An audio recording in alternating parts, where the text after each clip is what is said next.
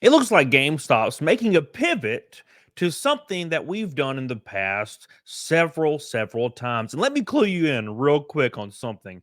Whenever you see an article or a post that GameStop's trying a new thing, it's actually something they've done about 5 to 6 times in the last 15 years, and it failed, or they got sued into oblivion for fraud and things like that because it was handled poorly. And then a new team of executives come in and think they have a new idea, like retro or smartphones. I can count on both of my hands how many times we started and stopped selling iPhones at GameStop because a new CEO or a new executive was all of a sudden, oh wow, why are we not selling phones? It's because there's a lot of bad things attached to that. Well, GameStop has switched to pivoting a lot of stores to retro, like NES, SNES, things to that nature.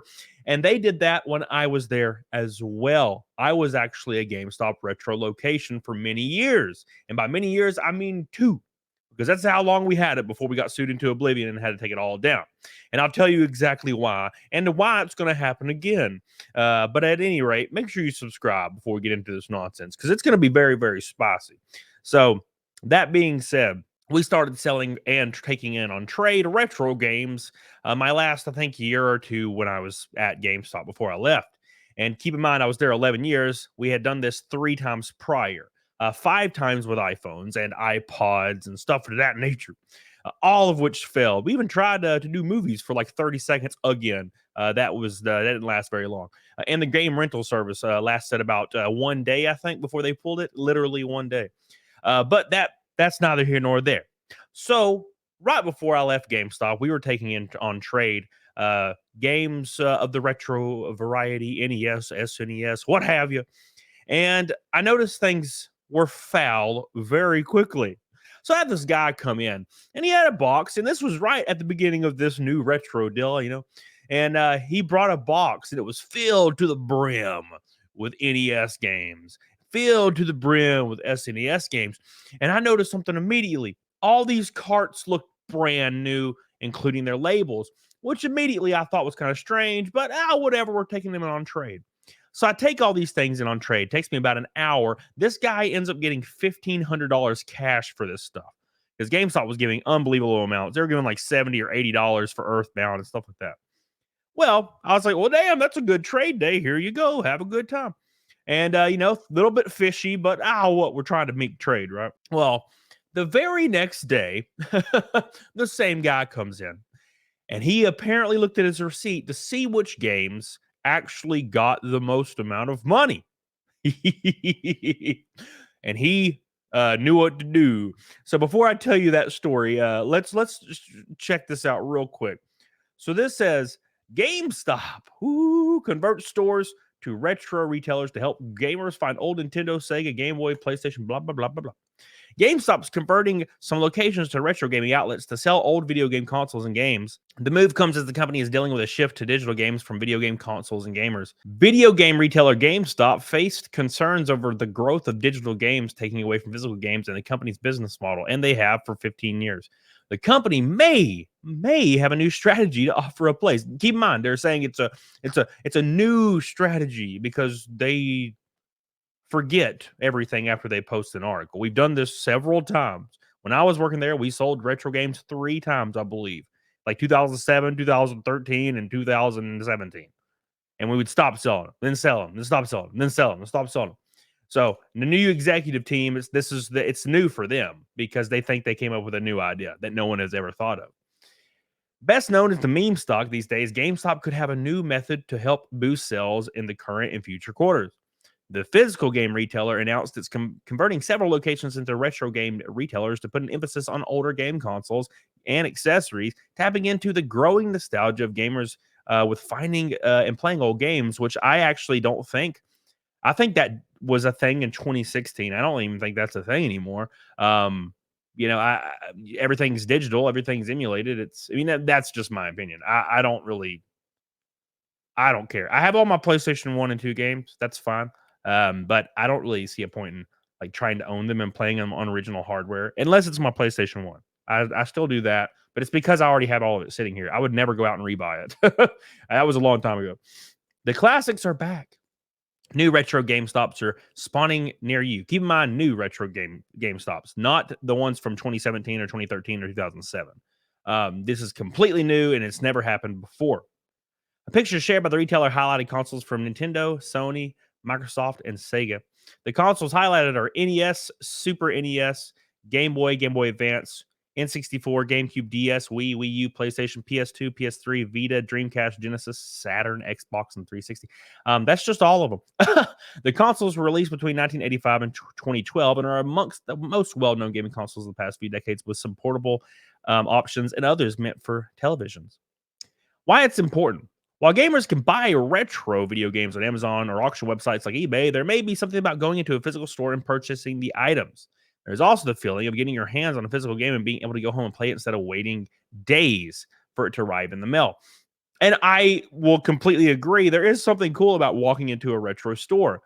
But that's the issue is when I walk into a retro store, I usually look around and look at stuff and then I leave. That's the nostalgia for me. I don't have to buy the thing, right? Usually I already own it or I can emulate it. Right. So, but will that keep your business afloat? No, I don't think so at all. But to be completely honest, I doubt it. I mean, actually, when we did these retro stores back in the day, we would take a lot in on trade in and we'd almost never sell them, ever sell them. So just to give you a little heads up there. GameStop website shows old classics like Super Mario Brothers available for sale. Older games in the franchise such as Sonic the Hedgehog, Pokemon, and Zelda are shown on the website. GameStop recently announced it was shutting down Game Informer and laying off the staff, a move that didn't sit well for the gaming community. The hope for GameStop here could be to get more older game fans into stores as it struggles with new consoles switching to digital-only models. GameStop will report a second quarter's financial results at the end of September 10th, with the potential for investors and gamers to hear more about this detailed move, which is not going to do anything for operating profit. It's just not. They've done this so many times, but the unfortunate truth is the new set of executives, CFO, CEO, everybody involved, this is the first time they've done this for them. What they don't realize is historically GameStop does this every 5 to 6 years and it fails because yes, you'll take a lot in on trade, but you won't sell a lot. And by the way, let me finish the story on why we stopped taking retro games. So remember the guy that came in and traded in all those fresh, crispy copies of NES games? Well, he decided to come back the next day, and it was very obvious he found out what was more valuable on his receipt. So he brings in a box of games just loaded to the brim of all kinds of different games, just like my ex-wife's ass, just loaded to the brim of all this random shit. And, and so I take a gander at it.